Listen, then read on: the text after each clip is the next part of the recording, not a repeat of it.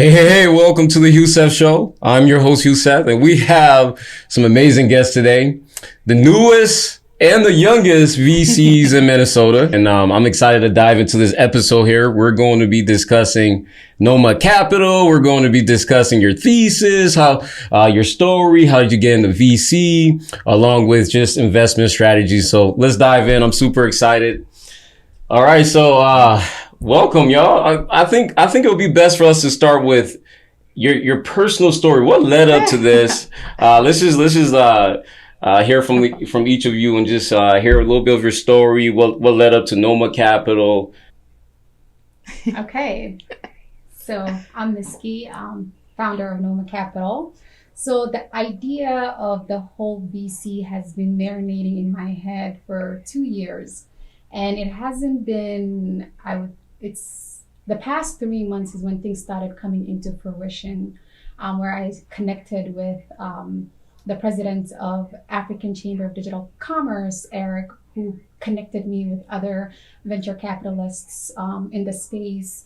And I had an opportunity to go to Dubai Expo as a tech panelist to kind of speak on women in tech, as I'm a software engineer. And that's where I kind of connected with other VC founders and kind of started having more discussion in the whole space. And for me, like, I'm big on creating impact and, creating spaces for us, people that look like us, and making sure we are participating in these spaces. So when I had the opportunity to go to Dubai and kind of seeing, people who are doing amazing work, I was like, you know what, maybe it's time to really look into this and kind of solidify it. And that's when I returned, that's when the whole legal side, registration, all of that started taking place. And I was started praying on it. I'm like, I really need managing partners. And it was kind of somewhat of a divine way of connecting with Salman and Asia. Because to me, I didn't even know them. That's the odd part. Literally everything started coming into place before Ramadan, I would say, a month or two before Ramadan. So I had an opportunity to co-chair for an event that's coming for Emergent African Forum, and where I was in charge of doing partnership and looking for tech startups in the space. And I reached out to Salman and making sure, we're inviting young founders in the African diaspora community. And then in our Zoom call, when he started talking about his passion, literally I identified him. I was like, you know what? I want that person I want to work with him. Yeah. That's how literally everything started. Right. Nothing was planned. Everything just fell into alignment. And I started scheduling a meeting. I reached out to him on Instagram, where we connected and had more conversation. And then he mentioned, I'm going to have him talk on that. He mentioned Asia, who is also doing amazing work in the financial space. And literally that's how everything just came in alignment. It was phenomenal. No, and that's an amazing story, because really, to be honest, especially when she reached out to me on that, I was just, it was almost really something that we manifested, and we were talking about. And I'm going to talk about that story. Yeah, we're actually here. Yep. Oh, wow. Okay. Yes. Okay. We manifested that. So I'll expand on really just who I am as a founder. Really, I have a mobile app startup, which is called Tavolo. It's a contactless dining startup. And, just over the last 3-4 years, we've just been working on that just to really make an impact in the space. And we never really saw we used to attend so many meetups in the Twin Cities. Every single week we used to go to a meetup, and the tech space, we didn't see anybody who looked like us as we were, charting this journey, because we were like, there has to be a solution to not waiting over an hour and a half for your check to come at a restaurant. So we were like, let's just build this out. And me and my co-founders went on this journey, and we couldn't find anybody that really, could help us in our immediate family that understood tech startups. So we had the help of the Minnesota tech scene to help us really, formulate our idea, the University of Minnesota startups, the Design U program, students to really put our idea into a MVP, all that kind of stuff, and really just building our startup in public, documenting our entire journey. And we knew the importance of showcasing what we're doing and making, sharing our entire process. And so many entrepreneurs of color and people who look like us, Somali entrepreneurs, related to that journey. And I was always like tasked with this duality. As I'm building our business and our tech startup, we had the sense of responsibility of also sharing and giving back the game of like what we're doing. And that was a light bulb moment that in my head, I've always been like, okay, how are more ways I can give back? Because it's definitely a difficult journey to be doing it on your own. And it's amazing to really be find people who like Asiya that are also having this vision and are already helping the community in doing that. And I want to let her take the stage and really see what her story is. But it's amazing. Hey, you guys, my name is Asiya Mohammed. I am founder and CEO of Premier Starter, but I'm also managing partner here at Noma Capital. So a little background, when I first started Premier Starter, it was number one, financial literacy education isn't huge in, our communities. It was just one thing, right? One thing led to another after my identity theft. So I had identity theft and nobody taught me at home, at school. I was like, you know what? So I started Premier Starter, and it's a financial growth coaching company. And I've been coaching individuals on building up their credit score, getting funding, how to tie to micro lenders and angel investors, getting them through a starter coaching program on a boot camp where they start up their business from ground zero and get to the whole entire building up their business credit and everything. So last year in 2021, I have helped over 700 people, from buying homes to getting into their dream cars to obtaining lending to getting business funding, just a lot, right? And I actually had this year, right? January was my first year anniversary at Premier Starter. And I was like, I want to do a starter grant, right? There is a majority of the women, the majority of the clients that I have, I call them starters. Majority of them are women of color. And when you look at the stats, women of color do not get as much funding compared to the counterparts, right? So I was like, you know what? I'm tired of asking people for money. I'm tired of them, feeling like they're not worthy or anything like that. How about I do a starter celebration to celebrate the first year, but then give out a $1,500 starter grant? We were at Nice Guy Corporation, and I looked at Sal and I was like, the next couple of years, I think I want to open up my VC firm. I was like, I don't know. It's just something in the air. I was like, it's not even a joke. It was right in that corner. I was like, I want to open up a VC firm in the next 2 years. I was like, this is not like, I'm done asking people for help when we could be the ones to give it to our people. I'm like, 1 out of 5 Black-owned businesses closed in the first 18 months. 3% of venture capitalists are of color, but then out of that 1% is Black. Funding, Black women are the least funded, right?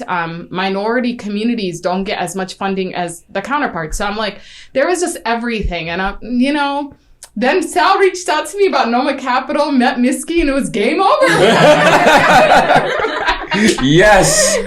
That's kind of how it went. But, you guys now know how it all happened, the backstory, because so many people ask me. I said I'm going to share this on live one of these days. Oh man, it's a pleasure you sharing it here for the first time. So that's good. Now Noma Capital is here. Yes. What is the thesis? What is the vision? Who are you investing into? Let's dive into that a little bit. Mm-hmm.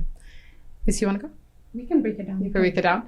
So I want to talk about the name first, but Miski is just, I just love her. So when Miski was coming out with the name, and I'm going to give her all the, this is all her, okay, you guys? Mm-hmm. So we are serving the African diaspora. And a lot of the times people are thinking it's just for women, but it's all of African diaspora, men and women. And, back in the day, we were nomads, right? We were nomads. So Miski came up. If you guys look at the logo, look at the Noma Capital logo, right? And you're a nomad. And I was like, genius! She's a genius. But yeah, so Noma Capital is a venture capital firm that is literally focused on pouring back into the African diaspora communities in the tech sector. So, and if you look at it, we're so used to, especially the nomadic element too. I want to talk about this specifically. As nomads, you're so used to you're working with so little and making such a making like a big impact with so little. And that's one of the key things that our entrepreneurs, especially African diaspora entrepreneurs, are so used to doing that. It's almost like second nature. And what that does is it breeds really cost-effective, cost-efficient entrepreneurs, very market-focused entrepreneurs, people who know how to efficiently use and deploy capital and resources properly. You know, and that's one thing I look at, especially even even in our startup, how capital, you know, it's compared to, I'll be honest, like our white counterparts, the amount of funding that VCs give out for white founders specifically is massive. It's enormous. It's like millions and millions of dollars. And you look at companies that raise hundreds of millions and then just come crashing down with barely any revenue and any sort of, and now if you think about it, what are our minority communities lacking? Funding. No longer should they be putting everything on their backs, working with limited capital. We're here to give them the capital that they need to actually build their businesses properly and hire the right teams, because it's difficult finding co-founders, using your equity, preserving your equity at the same time. I mean, we went through, our idea almost died 3 times just because we were like, checks would come in, people would tell us like, hey, let's get 40% of your business, this and that. They would give us like 40% for how much? For like $50K. Oh, I'm telling you. That's robbery. That's robbery. Yeah. And that's the thing. Like if we had accepted those checks, like in the beginning, like I'm gonna be honest, our Tavalo wouldn't be here today. And honestly, it's like that education. There's a lot of great ideas that have entrepreneurs stuck in this loop of like, they want to get access to that capital, but they're willing to give up so much of their company thinking that they just so they can get the money. So there's that education of, okay, what do you need to give? Well, you need to preserve your equity. As a founder, that's the most important thing. We've raised over $140,000 in our tech startup, and we've given away less than 3% of our business. What does that do for valuation wise? What does that do for your business wise? A lot of people don't understand that your equity is what matters most. You might as well just get a job if you give away 50% of your business, because you're just working for another investor. You are. You know what I mean? You have to give away less. Every percentage you give away is so valuable. You have to understand that is a form of capital that you have as a founder. You have 100% ownership in a business, 100% equity. And also, it gets, the capital gets more and more expensive in the later rounds. So if you're giving up too much too early on, it's going to be detrimental. 100%. And that's a lot of times where it's just that education that we have to give to our founders, but it's Noma Capital. It's just everything is just we're not just focused also in capital. Yes. Right? We have this accelerator program where we really want to bring a lot of grit, because the market is so disruptive. We want to have that nomadic mindset where, you know, like back in the days, if there's a drought in some area, you know, nomads would relocate. Right? Yeah. We want that kind of mind. We want to like ingrain that kind of mindset, you know, into our founders, where if something is so disruptive, like they have that resistance, that, you know, ability to kind of shift and, you know, stay there and not just give up with their ideas. So that's why we also have, you know, that accelerator program also ingrained into kind of our support system for our founders, where they really are getting all that support and getting all that they need. Exactly.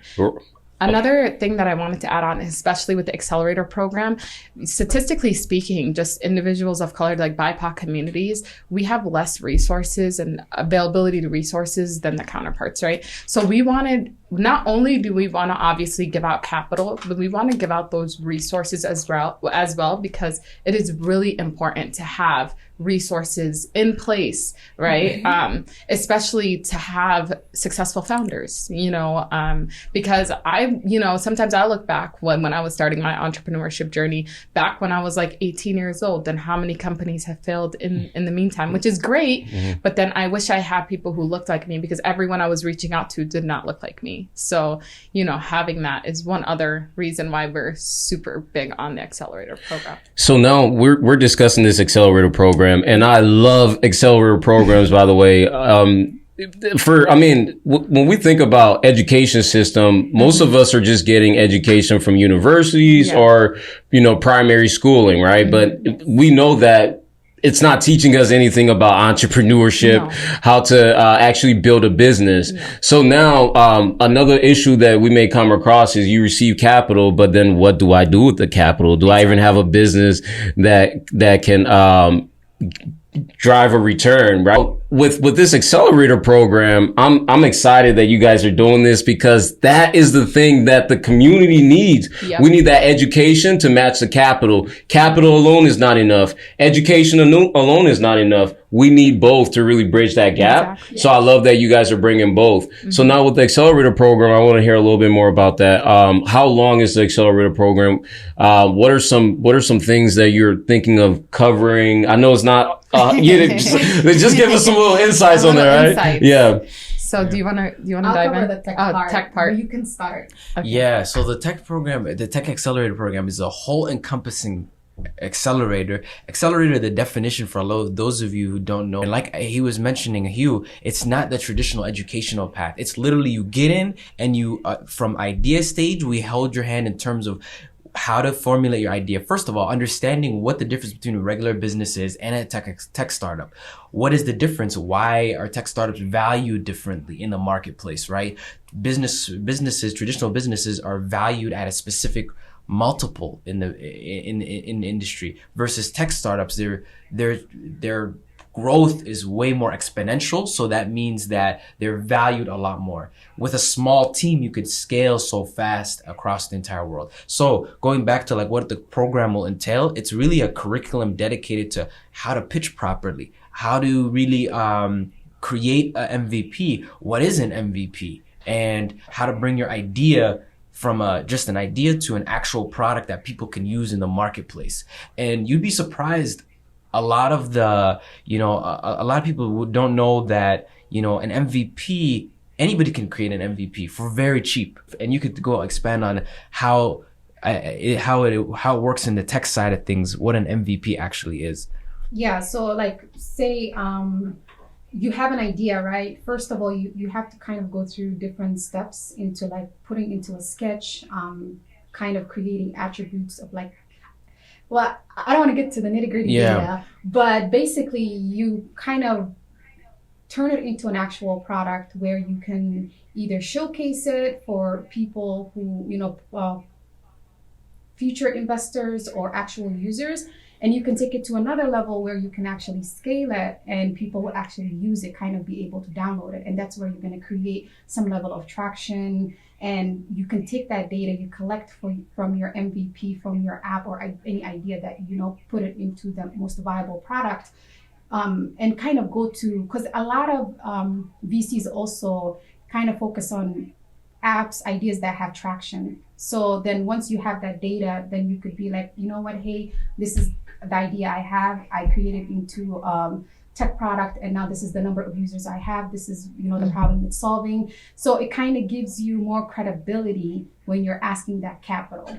And that's one of the things we're going to be covering in the accelerator program, where we help you build the MVP. And we're also, I don't want to speak to it, but trying to find ways where you really don't have to even pay money for creating that MVP. Yes. We're hoping to collaborate. We're still in talk with a couple people, schools and some other companies who will be able to provide that product for you for free. So once we get to that, then we can kind of speak on how to create traction. So there's a lot of things we're going to be covering in the accelerator program, but that's just the tech portion of it. And then another portion that we are going to have is the digital marketing. Yes. That one is going to be a little bit more like how to brand yourself as a founder, how to, the confidence in your voice, because when you're pitching yourself, where is that confidence, right? And just like, social media, how to do certain things on social media. Nowadays, everything is so digital, how is your app going to stand out? How are people going to know? Marketing yourself in that way. So having that in the accelerator program as well. But then the branding yourself as a founder is a really, really big one, because I think a lot of people don't know how to. So. Yeah, because that's a big part of storytelling. Yeah. Storytelling is everything in raising funds and capital. Yep. When you're going to talk to a VC, you have to be able to sell yourself, and humans are captivated by stories. What makes you different? What makes you unique in your story? And by telling that story on social media, that is so powerful. Social media is a tool that you can leverage, that anybody can leverage as a founder. Free. It's free. Yeah. You know? So too often we overlook that. Yeah. And that's another thing that I will say, because one experience with social media, you don't have to have that many followers to get the clients that, or like the, users that you want to actually have. One thing I actually realized is social media is so powerful. You could post up one thing and get thousands of people inquiring about your product and services, right? So that's another thing. So making sure that people understand that, and then limiting beliefs as well. We're going to be discussing that in the accelerator.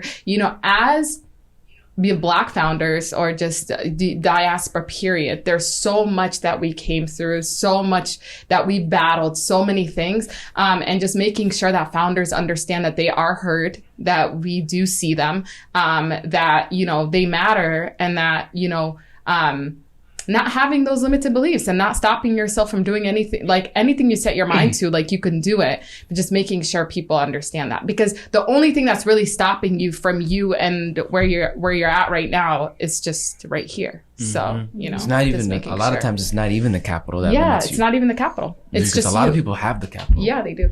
No, I love that, Asia. And, especially myself being a refugee to the U.S., when again, entrepreneurship, there you face a lot of these paradigms that I can't do that. Like what business? What, making money? Is that possible? So I man, that's amazing. And I love the curriculum and everything that you have set and taking these founders through, because that's literally the gradual build up to actually having something that's successful. Many founders are doing everything from by themselves, for themselves, and they don't even know where to even start.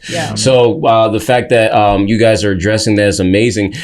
So we've discussed the accelerator a little bit, and we know that that's going to be lit. Now the fun. When everything is said and done, what size are we looking at once the fund closes up?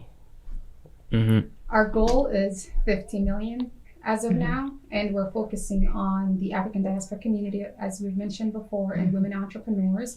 And our area of interest as of industry is fintech and health tech. But we will expand on other spaces later on. But our initial fund is just focusing on those two areas as of now.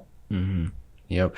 And then right now we're formulating like as far as like the deal sizes and all that kind of stuff, and the number of companies we're going to be investing in year over year. So we're still formulating that. So as we go through the accelerator and the next following months, stay tuned. Then make sure to follow the Noma Capital Instagram. All of our updates will be released on that page as far as what the finalized deal sizes are going to be, and like what our mission vision is going to be. We already have all of that stuff, but just a more detailed breakdown of that will be on the website. Now, one thing I'm like, I have to ask them this, and I know like you haven't gone through this particular process yet, but I know it's coming about.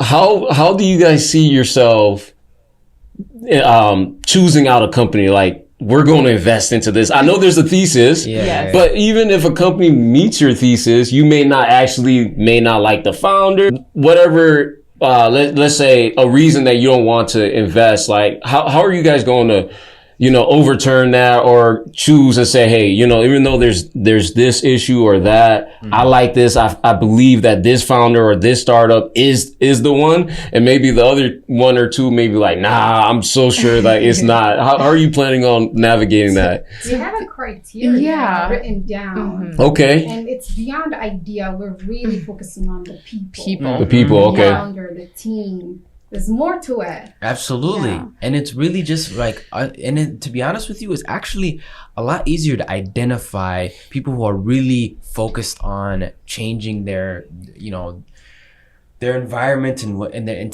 championing their idea. It takes a certain type of founder to really, have a passion, somebody who's really passionate about what they're looking to solve. And ultimately, like, do they have a story that is captivating and it's very it's within them. It consumes them. It's really just like they're always up, Passion. passion is going to be one of the biggest Yeah. things. And it's easy to, see that and to identify that authenticity, it's from founders who have that. And you can see that through certain variables of like the willingness to do whatever it takes. Right. Right. Willingness to do whatever it takes, and have already demonstrated that, Right. through what they're doing. That's one of the key signs and indicators that will be like, okay, this is the founder we want to invest in. Right. Because if you think about it, our fund itself, we have to also identify and be cautious of, okay, we have to also look at the fund itself and be able to return the fund. And, of course we'll have our, our certain, numbers that we're Right. looking at and certain metrics and our data teams, all that kind of stuff. But it boils down to more so the founder and the team. And like Miski said, you can tell when that founder is willing to do whatever it takes to get it done. Mm-hmm. That's how we can make that right investment, that right.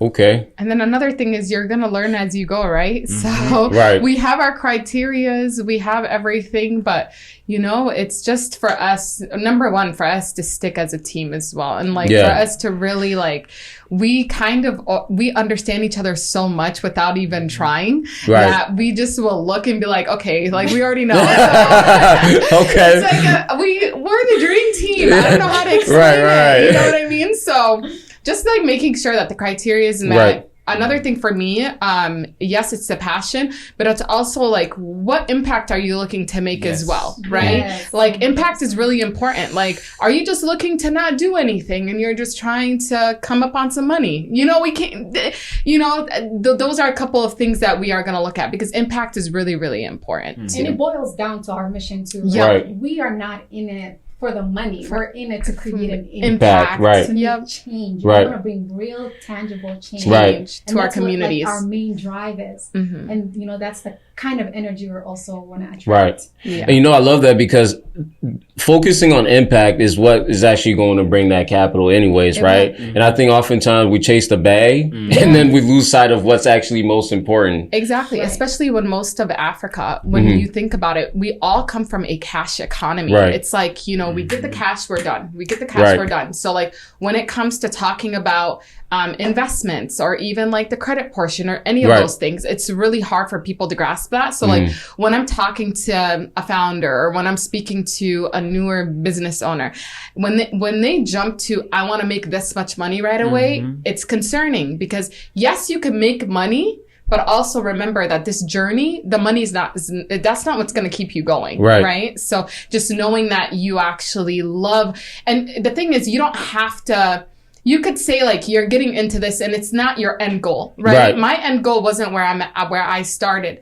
but you have this goal. My main goal is to, drive individuals, impact others, do all of those things. Having that drive is going to get you to where you need to be. But if you look at it as a transactional way, it's never going to get you that. Absolutely. And I want to expand on that just before then, like a personal example where the 3 years in Tavolo, right? It's 4 times when our business idea was fundamentally dead, like where the team, everybody, like our entire, momentum died. And the only thing that was driving us was like the passion of solving this problem and getting it, because the key thing is you have to also be a consumer of what you are. Really build something that you yourself see the impact and not like Asi was saying, it's a cash grab. You're kind of just like thinking versus serving. You know what I mean? You have to be able to like, say, okay, hey, I think that's going to make a lot of money versus it's like, how can I help serve others?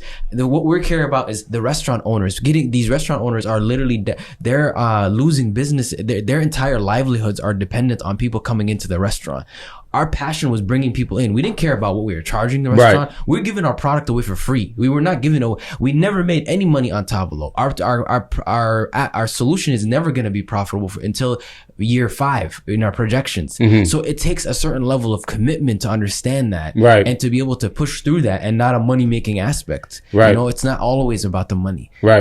You have to understand that you have to make impact. How are you going to make that impact? You have to actually there's different things that drive you. Like Asi was saying, so it's a different mentality. It is a So huge. money is byproduct of the impact you're You're Correct. Exactly. not, Correct. the end goal. Yeah.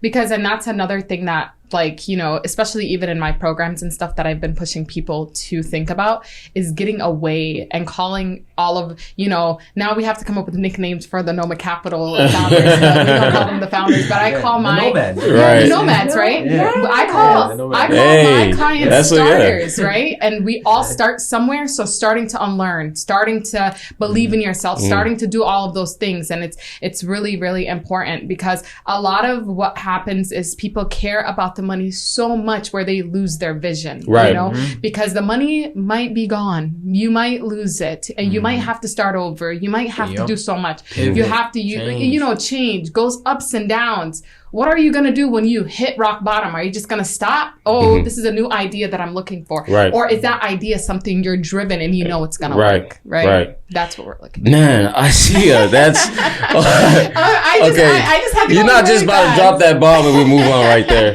I know you guys are busy, know? so I want to follow up with Yeah. one last question. But just from what you just said, and I think this last question actually relates. You know, we have multiple. I would say clients or avatars, right? When a startup starts a business, they have the consumers they're going to purchase, and then they also have like the institutions, the lenders and whatnot that, you know, they're also going to get capital from, which could be considered a client as well, right? Now, we know what you're doing when it comes to the accelerator program, how you're helping the startups and you know, and investing in whatever startup you think is, it qualifies to your thesis. My question is, what about the limited partners that are going to be investing? So now we have the startups, but then we're going to get the capital from somewhere, which are going to be the LPs, right? Yeah. So I want to know then, how are you going to qualify which LPs to work with? Yeah, great because question. what you ended up with, Asia, with that stress, right? It's, that can even come from the investors 100%. wanting to scale. And then now that startup, that founder lost the vision along the way because where the capital is coming from is saying do this, Yes. but the reason for starting that startup was to do this thing here. So I love that you guys, I don't see y'all to be the ones of pressure, but I also want to know who are you going to work with as far as LPs? No. So you can answer. That's a great question. Absolutely great question. We were actually confronted by our legal team, like the type of LPs we really want to partner with. Again, it kind of boils down to, you know, people that want to create impact. And we're actually kind of even a little bit being more conservative and bringing something no VC has ever done. And that's what I wanted you to do. Yeah, in there's a the specific thing. market. In the market. Yes. We are changing the model of interest where We we're are. kind of focusing on the Islamic principle. Okay. Yep. We're not going to get into it. Oh, come on! Yes.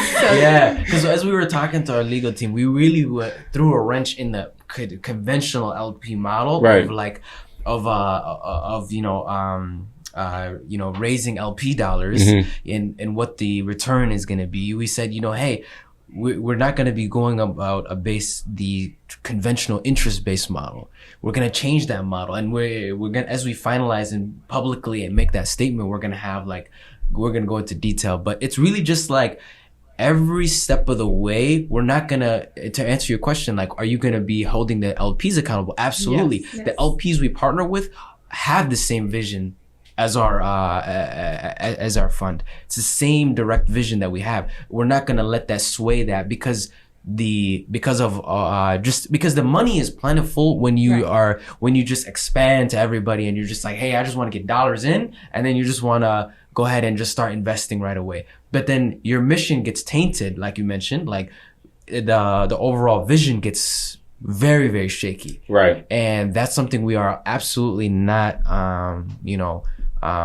gonna get influenced by. And we're changing the model at every stage. We want to make it as fair as possible, and that fairness could be subjective, right? But we really want to do it properly where everyone is honestly benefiting equally. Absolutely. No one is going to get ripped off in the process. Right. 100%. And you know, for a lot of people who might watch this or people who might say, well, then isn't that going to be hard? Are LPs going to deny you? Aren't you going to do this?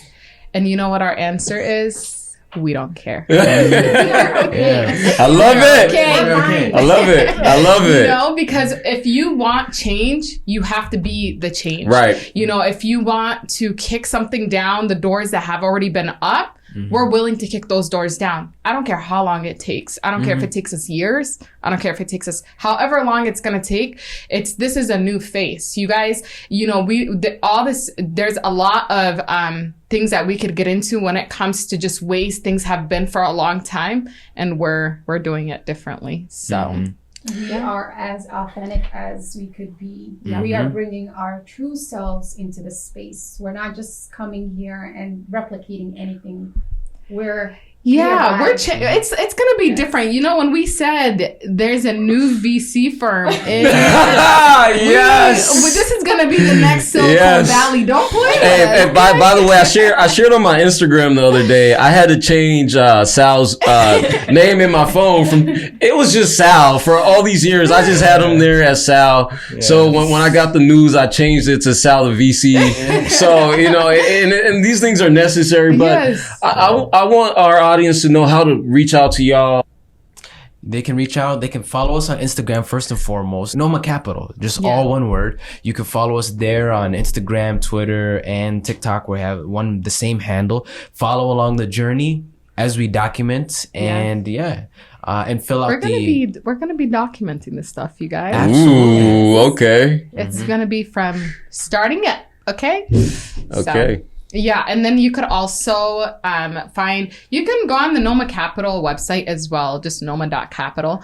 And then, you know, reach out to us on Instagram. What about personal social medias, IGs? Yes, Asia. It's just Asia. How do you spell that? ACEYAA. Yep. And then Miski.Abshir. And then it's Top Figure Sal. Yep. All right, and this is Hue.